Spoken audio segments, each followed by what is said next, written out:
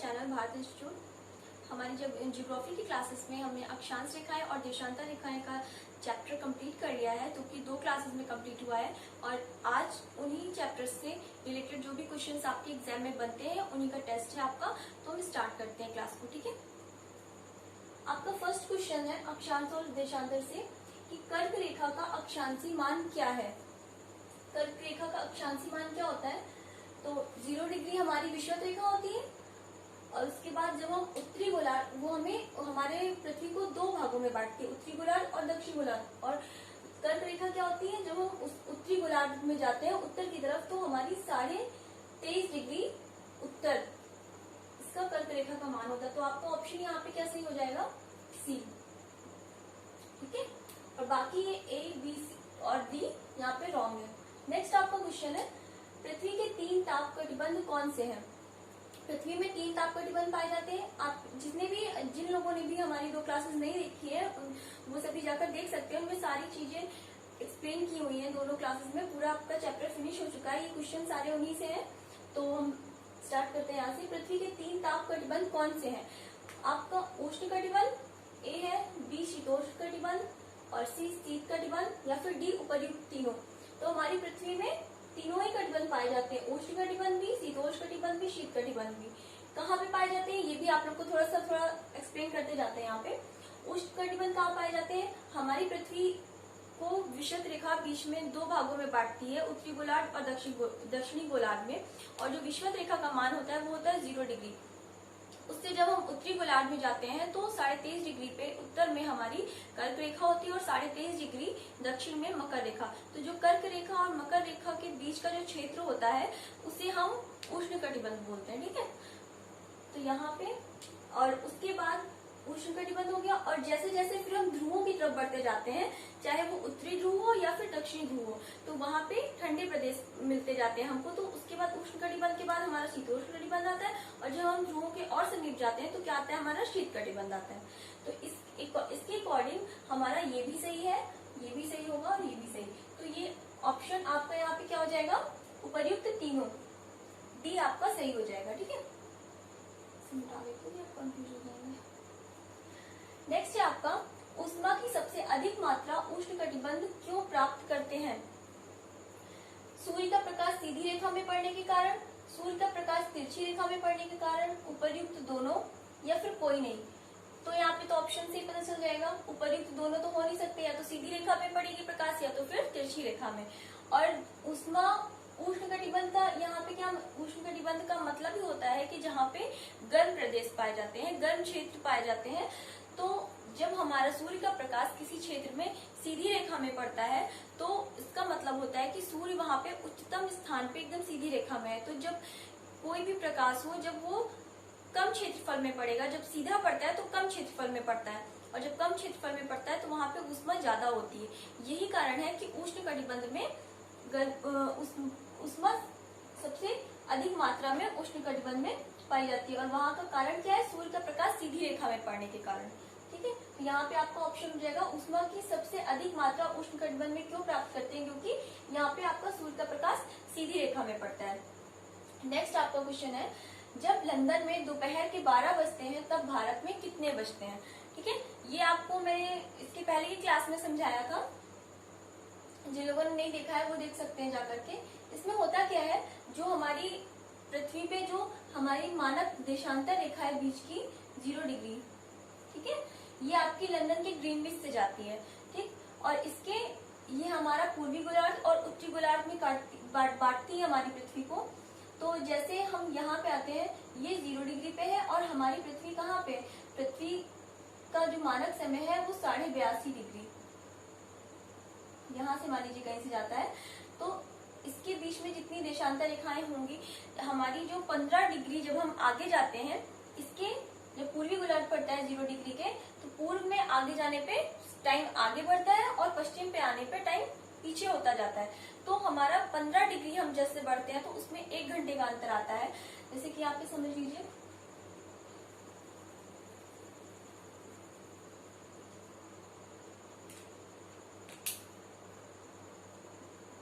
जब हम 15 डिग्री आगे बढ़ते हैं तो 1 घंटे का अंतर आता है। ठीक है। और तो हमारा ये 0 डिग्री पे, लंदन हमारा किस पे 0 डिग्री पे है, और हमारा जो भारत का मानक समय है वो 82.5 डिग्री है। तो यानी कि 0 से 82.5 डिग्री कितना अंतर आ रहा है, सीधे सीधे 82.5 डिग्री का। तो 82.5 डिग्री जब 15 डिग्री पे 1 घंटे का अंतर आ रहा है, तो 82.5 डिग्री पे कितने का आएगा, 82.5 डिग्री को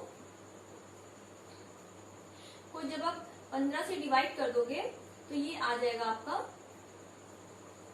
सीधे सीधे आप जब डिवाइड करोगे तो 5.5 घंटे आ जाएगा। और क्योंकि ये किधर है हमारा भारत पूर्व में स्थित है, तो हमारा टाइम क्या होगा, आगे होगा। मतलब जब यहाँ दोपहर में लंदन में 12 बजेंगे तो हमारे भारत में शाम के 5:30 बज रहे होंगे। तो आपका ऑप्शन के अकॉर्डिंगली आपका क्या हो जाएगा सही, यहाँ पे दोपहर में जब लंदन में 12 बज रहे हैं तो भारत में 5:30 बजेंगे शाम के, ठीक है। तो ऑप्शन आपका ए सही हो जाएगा।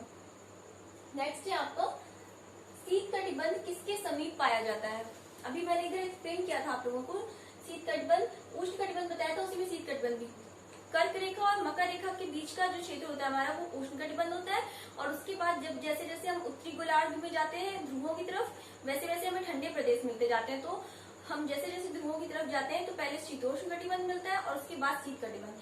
तो ध्रुवों के समीप होगा यहाँ पे, ना कि कर्क रेखा, विषुवत रेखा, मकर रेखा। ये आपका गलत है, ऑप्शन आपका यहाँ पे सही हो जाएगा ध्रुवों पर, ध्रुवों के समीप जाने पर।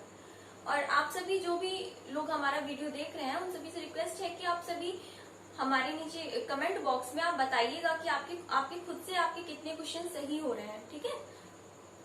नेक्स्ट क्वेश्चन है आपका, देशांतर रेखाओं की कुल संख्या कितनी है।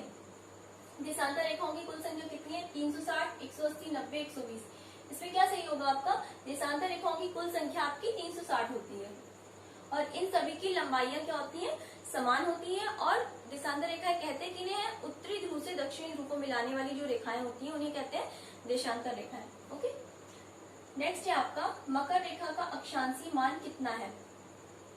मकर रेखा का अक्षांशी मान कितना है, 23.5 डिग्री उत्तर, 23.5 डिग्री दक्षिण, 66.5 डिग्री उत्तर, 66.5 डिग्री दक्षिण। इसमें आपका आंसर हो जाएगा 23.5 डिग्री दक्षिण। जब हम विषुवत रेखा से उत्तरी गोलार्ध में जाते हैं तो 23.5 डिग्री पे हमें कर्क रेखा मिलती है, और जब दक्षिणी गोलार्ध में आते हैं तो 23.5 डिग्री पे मकर रेखा पड़ती है, ठीक है।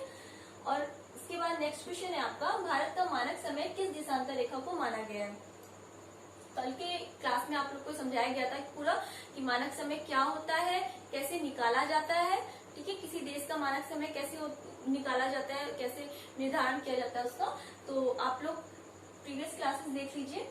और उसके बाद भारत का मानक समय किस देशांतर रेखा को माना गया है, तो इसका आपका आंसर हो जाएगा 82.5 डिग्री पूर्व, ठीक।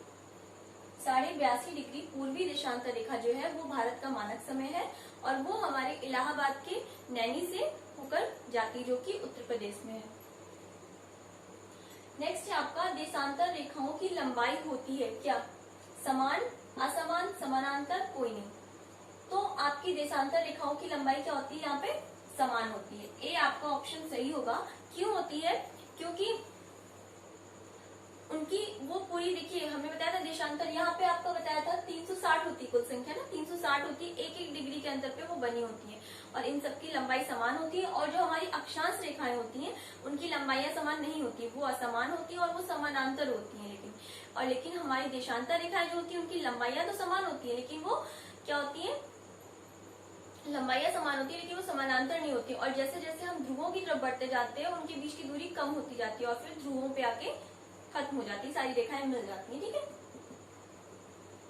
नेक्स्ट क्वेश्चन है आपका, पृथ्वी अपने अक्ष पर घूमती है, अपने अक्ष पर पृथ्वी घूमती है तो किस दिशा में घूमती है, पश्चिम से पूर्व, पूर्व से पश्चिम, उत्तर से दक्षिण, या फिर दक्षिण से उत्तर। तो हमारी पृथ्वी किधर घूमती है, पश्चिम से पूर्व की ओर घूमती है। तो आपका ऑप्शन ए सही हो जाएगा। और पश्चिम से पूर्व घूमने की वजह से ही हमारा जो सूर्य होता है पूर्व में निकलता है, क्योंकि जब पृथ्वी अपने अक्ष पर पश्चिम से पूर्व घूमती है तो पूर्व वाला जो हिस्सा होता है पृथ्वी का वो सूर्य के सामने पहले आता है। तो हम इसीलिए हम बोलते हैं कि सूर्य हमारा पूर्व से निकलता है, ठीक है। इसका ऑप्शन हो जाएगा आपका पश्चिम से पूर्व की ओर घूमती है। नेक्स्ट है आपका, विषुवत रेखा से दूर जाने पर अक्षांशों का आकार कैसा हो जाता है। विषुवत रेखाओं से दूर जाने पर अक्षांशों का आकार बढ़ता है, ऑप्शन ए, ऑप्शन बी समान रहता है, ऑप्शन सी घटता है, या फिर कोई नहीं, कुछ। तो आपका ऑप्शन क्या हो जाएगा, आपका विषुवत रेखा जो 0 डिग्री होती है उत्तरी गोलार्ध और दक्षिणी गोलार्ध में पृथ्वी को बांटती है। उससे जैसे जैसे हम ध्रुवों की तरफ जाते हैं, चाहे वो उत्तरी गोलार्ध में जाए या फिर हम दक्षिणी गोलार्ध में आए, तो हमारी जो अक्षांश रेखाएं होती हैं उनका मान, उनका आकार पूछ रहा है। मान तो उनका बढ़ता जाता है, 0 डिग्री से जैसे हम ऊपर जाएंगे तो 1 2 3 4 ऐसे बढ़ता ही जाएगा, लेकिन उनका जो आकार होता है वो घटता जाता है। ठीक है, तो यहाँ पे आपका आकार पूछ रहा है तो घटता जाता है, तो ऑप्शन सी हो जाएगा। अगर मान पूछता है तो मान बढ़ता है। नेक्स्ट आपका है 0 डिग्री तथा 180 डिग्री देशांतर रेखा पृथ्वी को बांटती है। चाहे वो आपकी 0 डिग्री आपकी विषुवत रेखा हो या फिर आपकी देशांतर रेखा हो, दोनों पृथ्वी को 2 भागों में बांटती है। जो हमारी विषुवत रेखा होती है वो उत्तरी गोलार्ध और दक्षिणी गोलार्ध में बांटती है, और जो हमारी देशांतर रेखा होती है वो पूर्वी गोलार्ध और पश्चिमी गोलार्ध में बांटती है। तो यहाँ पे आपका क्वेश्चन पूछ रहा है कि 0 डिग्री तथा 180 डिग्री देशांतर रेखा पृथ्वी को बांटती है। कहाँ बांटती है? पूर्वी और पश्चिमी गोलार्ध में 3 भागों में, उत्तरी और दक्षिणी गोलार्ध में, या फिर कोई नहीं। तो 0 डिग्री और तथा 180 डिग्री देशांतर रेखा पूर्वी और पश्चिमी गोलार्ध में पृथ्वी को बांटती है। तो ऑप्शन आपका हो जाएगा ए सही हो जाएगा यहाँ पे। नेक्स्ट आपका है उत्तरी ध्रुव व्रत स्थित है। उत्तरी ध्रुव व्रत स्थित है, तो ये आपका होगा उत्तरी ध्रुव व्रत, जाहिर सी बात है उत्तरी गोलार्ध में स्थित होगा, तो उत्तरी गोलार्ध में स्थित है। तो यहाँ पे आपको ऑप्शन क्या है, 66.5 डिग्री उत्तर, ये आपका बी ऑप्शन यहाँ पे सही होगा। ठीक, उत्तरी ध्रुव व्रत आपका 66.5 डिग्री उत्तर में स्थित है। और दक्षिणी ध्रुव व्रत कहाँ पे स्थित है? दक्षिणी ध्रुव व्रत दक्षिणी गोलार्ध में कहाँ पे? 66.5 डिग्री दक्षिण में। आपका ऑप्शन सी सही हो जाएगा यहाँ पे। ओके, नेक्स्ट आपका 180 डिग्री पूर्व और 180 डिग्री पश्चिम देशांतर रेखाएं स्थित हैं। एक ही रेखा पर 2 अलग रेखाएं हैं, एक ही गोलार्ध में है या फिर कोई नहीं, ये आपके ऑप्शन है। यहाँ पे क्या होता है, इसके पहले की क्लास में आपको समझाया था ये चीज। क्या होता है, हमारी पृथ्वी गोल है, उसमें जब हमारी देशांतर रेखाओं की संख्या 360 है, बीच में 0 डिग्री देशांतर रेखा है जो कि लंदन के ग्रीनविच से जाती है, उससे हम पूर्व की तरफ 180 डिग्री जाते हैं, 180 रेखाएं मिलती हैं, और पश्चिम में जाते हैं तो भी 180 रेखाएं मिलती हैं। तो जब जाते 180 डिग्री पर जब जाते हैं तो दोनों रेखाएं 180 डिग्री पूर्व और 180 डिग्री पश्चिम दोनों एक ही रेखा पे मिलते हैं। ठीक है, तो यहाँ पे क्या हो जाएगा, 180 डिग्री पूर्व और 180 डिग्री पश्चिम देशांतर रेखाएं कहाँ पे स्थित है? एक ही रेखा पर स्थित है। तो आपका ऑप्शन ए आपका सही हो जाएगा। नेक्स्ट है आपका पृथ्वी 15 डिग्री घूमने में समय लेती है। पृथ्वी हमारी क्या होती है, 24 घंटे में 360 डिग्री घूमती है। ये कल समझाया था आपको, फिर से देख लीजिए। 24 घंटे में घूमती है 360 डिग्री। ठीक है, और तो जब इसको 1 घंटे में कितना घूमेगी, ये अच्छा 15 डिग्री पूछ रहा है, तो 15 डिग्री इसको घूमने में लगता है 1 घंटा। ठीक है, पृथ्वी 15 डिग्री घूमने में समय लेती है कितना? 1 घंटे का। आपका ए ऑप्शन सही हो जाएगा। और भारत में कितनी देशांतर रेखाओं का विस्तार है? भारत में कितनी देशांतर रेखाओं का विस्तार है? देशांतरी विस्तार पूछ रहा है, तो आपका भारत में 30 देशांतर रेखाओं का विस्तार है। ठीक, आपका ऑप्शन सी सही हो जाएगा। ये सारे क्वेश्चंस आपकी दोनों क्लासेस से मिलाकर के पूछे गए हैं, और इससे बाहर अक्षांश और देशांतर से नहीं पूछा जाता है। सारा पूरा डिटेल में आपकी दोनों क्लासेस में पूरा पढ़ाया गया है। तो जिन लोगों ने भी वो वीडियोस नहीं देखे हैं वो देख ले जाकर के, और आप जो भी लोग हमारा ये वीडियो देख रहे हैं तो वो लोग भी आप कमेंट में हमें बताइए आपके खुद से कितने क्वेश्चन सही हुए हैं। ठीक है, तो अब मिलते हैं आप सभी से नेक्स्ट वीडियो में। और नेक्स्ट वीडियो हमारी आपका अक्षांश और देशांतर चैप्टर आज कंप्लीट हो चुका है, उसका टेस्ट भी हो गया आपका। और नेक्स्ट हम लोग अब इंडियन ज्योग्राफी स्टार्ट करेंगे। अब यहाँ पे क्वेश्चन कुछ लोगों का बनता होगा कि अक्षांश और देशांतर तो वर्ल्ड ज्योग्राफी में पढ़ाया जाता है, हमें यहाँ पे हमने इससे क्यों स्टार्ट किया और उसके बाद हम इंडियन ज्योग्राफी पढ़ाएंगे। इसका मतलब ये है कि जब हम अक्षांश और विस्तार ऐसा चैप्टर है कि इसकी जरूरत हमें इंडियन ज्योग्राफी में भी पड़ती है और वहां पे भी पड़ती है, वर्ल्ड ज्योग्राफी में तो हम पढ़ते ही हैं उसको। इंडियन ज्योग्राफी में भी मेरा मानना ये है कि हमें शुरुआत में अक्षांश और देशांतर पढ़ना चाहिए, जिससे कि जब हम भारत की स्थिति, विस्तार, क्षेत्रफल के बारे में जो हम स्टार्टिंग का चैप्टर पढ़ते हैं वो बहुत ज्यादा क्लियर हो जाता है फिर यहाँ से। क्योंकि वहां पे जब हम मानक रेखा, ये सारे मानक समय, ये सब पढ़ते हैं भारत का, तो वहां पे हमें यही नहीं पता होगा अगर अक्षांश किसे कहते हैं, देशांतर किसे कहते हैं। तो इसीलिए हमने यहाँ पे आपको अक्षांश और देशांतर की क्लास पहले करवाई है। ये चैप्टर आपका कंप्लीट हो गया और अब हम नेक्स्ट क्लास आपकी इंडियन ज्योग्राफी से स्टार्ट करेंगे। तो मिलते हैं आप सभी से नेक्स्ट वीडियो में। और जिन्होंने भी चैनल को सब्सक्राइब नहीं किया है, आप सब्सक्राइब कर लीजिए, लाइक करिए, शेयर करिए, सब्सक्राइब करिए। Thank you for watching.